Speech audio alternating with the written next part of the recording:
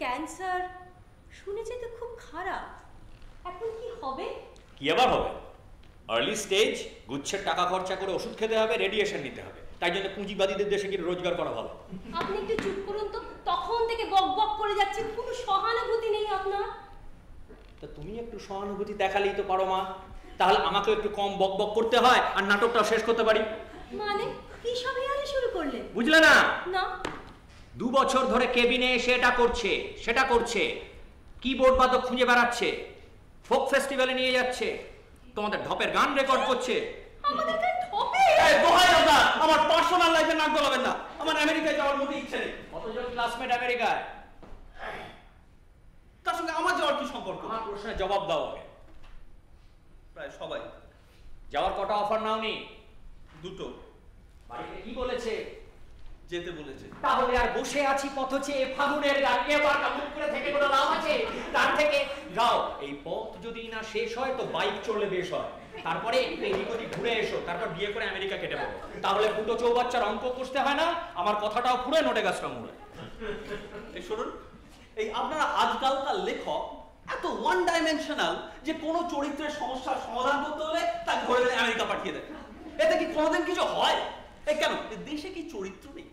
নাকি তাদের দৈনন্দিন জীবনে দ্বন্দ্ব নেই? নাকি তাদের দ্বারা এই পোস্ট স্ট্রাকচারালিস্ট ডিকনস্ট্রাকশন হবে না? কোনটা? হলো কোথা থেকে কোথায় চলে গেল মারি? আপনি কোথা থেকে কোথায় যাচ্ছেন সেটা দেখুন। আরে যে মেয়েটা গানের জন্য চাকরি বাকরি করেনি বা খোঁজেনি সিরিয়াসলি, তাকে ধরে বেঁধে আমেরিকা পাঠিয়ে দিতে চাইছে। ভেবে দেখেছেন এটা কতখানি টর্চার? সেখানে তো ওই প্রবাসী বাঙালির ফাংশনে হাঁটু মুড়ে গাইতে হবে আগুনের পরশ মরিচ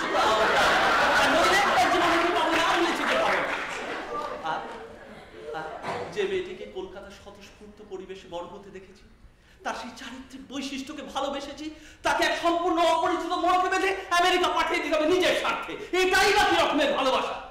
বাবা, এই তো দেখছি উচ্চ মার্গের প্রেমিক, লেখককেই ঘোল খাইয়ে দিচ্ছে। দয়া করে আমাকে রেহাই দেবেন। যাচ্ছি, এই নাটক শেষ করার দায়িত্ব আর আমার নয়, তোমার যা ইচ্ছে তাই কর। তবে হ্যাঁ, যাওয়ার আগে এই নতুন শতাব্দীর যে ছবি আমি দেখছি সেটা তোমায় আমি একটু জানিয়ে যেতে চাই, যাতে ওই তোমার এই সযত্নে লালিত নববামপন্থার স্বপ্নটা একটু ফিকে হয়। তোমাদের এই যে জনগণতান্ত্রিক বিপ্লব, তার পরিণতি কি জানো?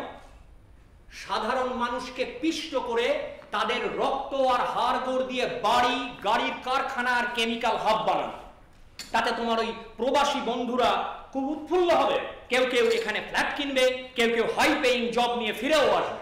আর তোমার মতন বোকা কিছু লোক দেখবে কিভাবে নিরীহ গ্রামবাসীদের মেরে কলকারখানা হচ্ছে, কিভাবে শহরের আনাচে কানাচে বস্তি ভেঙে হাই রাইজ গজিয়ে উঠছে, আর কিভাবে তোমার ওই একদা নমস্য বিপ্লবীরা বিশ্বায়নের ভেপু বাজিয়ে সবাইকে মোহিত করে ককটেল পার্টি করছে। আর তোমার ওই যে প্রেমিকা ততদিনে তো গিন্নি হয়ে যাবে, সে তখন বলবে এর থেকে আমেরিকা গেলে ঢের ভালো হতো, অন্তত আইডিয়ালিজমের সম্পূর্ণ বিসর্জন দেখতে হতো না। যাকে তোমার ভালোর জন্যই বলে গেলাম, এখন যা খুশি তাই করো, এই নাটক শেষ করার দায়িত্ব আমার নয়, আমি চললাম।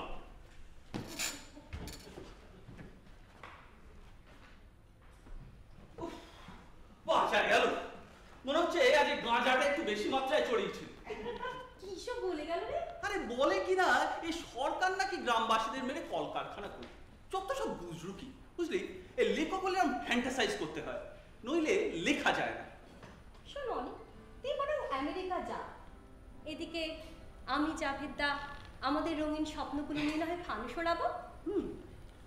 আমাকে বাদ দেওয়া হচ্ছে কেন? তোরা দেশের ভবিষ্যৎ, দেশের মুখ উজ্জ্বল করবি, তুই আমেরিকা না গেলে দেশের রসাতলে যাবে।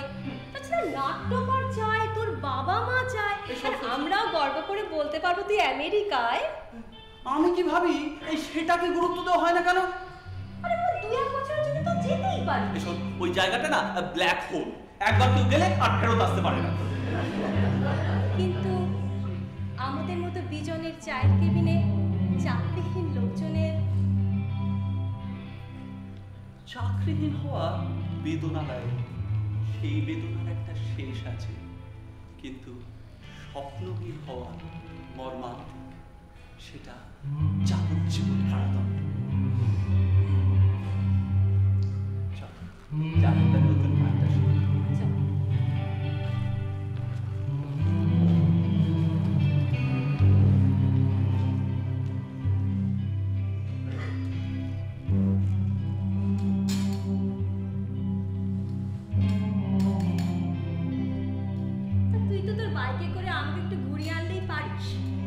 বল, এই কলকাতা শহরে বাইকে করে কোথাও যাওয়া যায়?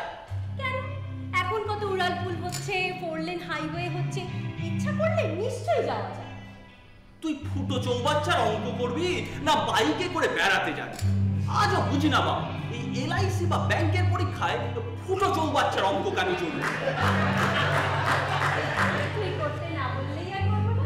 আমি বলে মরি আর কি, এই মডার্ন শিক্ষিত মহিলাদের ইগো। দেখাচ্ছি বলে। ওরে বাবা, কি জোরে চিমটি কাটে! বিজনদা একটা কড়া করে চা। আর এই চিমটিটা হলো আমাদের একটা ঢপ বলার জন্য। ঠিক আমি বলেছি, নাট্যকার বললো। নাটককে কি আমি বলেছি? তুই চুপ কর। চল, যাবে একটা গান।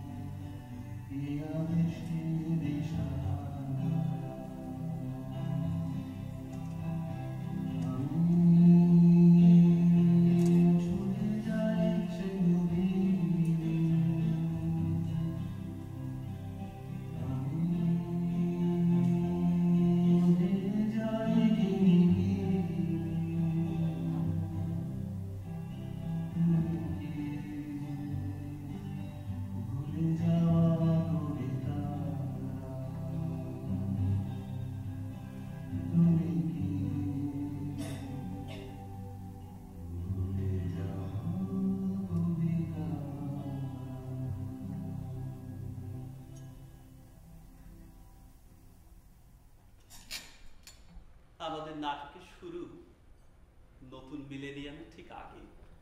ততদিনে মঙ্গল গ্রহে মানুষ পৌঁছে গিয়েছে, কিন্তু এই উত্তর বা মধ্য কলকাতায় এমন কিছু গলি আছে যে গলিতে গাড়ি ঢোকার জায়গা পর্যন্ত নেই। সেই গলিতেই ছিল আমাদের ঠেক।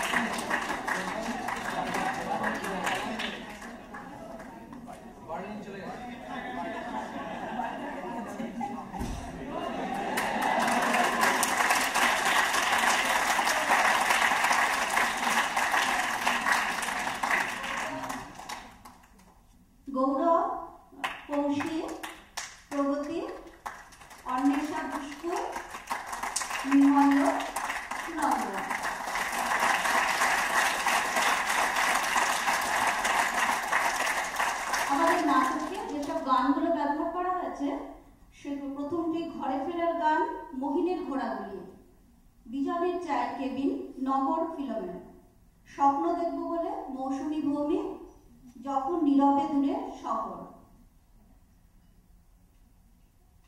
নাটক ও পরিচালনা শঙ্খ।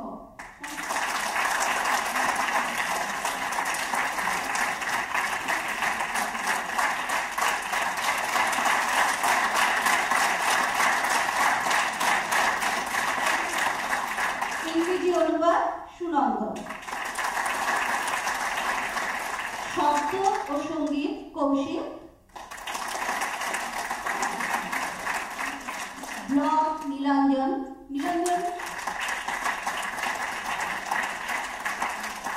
মঞ্চ রাজীব ও দুটি।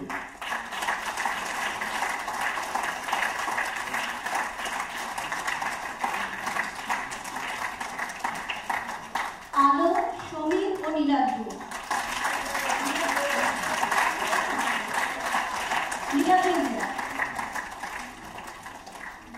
সাজসজ্জা চুমকি।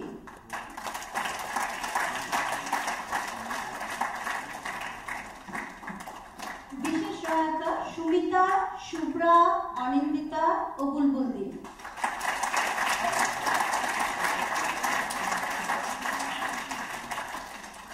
আমাদের প্রথম নাটকের সঙ্গীত সংযোজনায় মিশা চৌধুরী। মিশা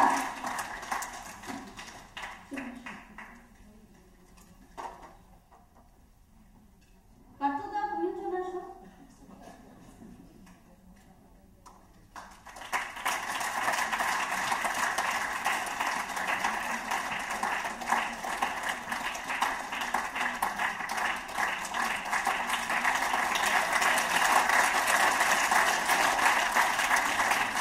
Special thanks to God, he's there.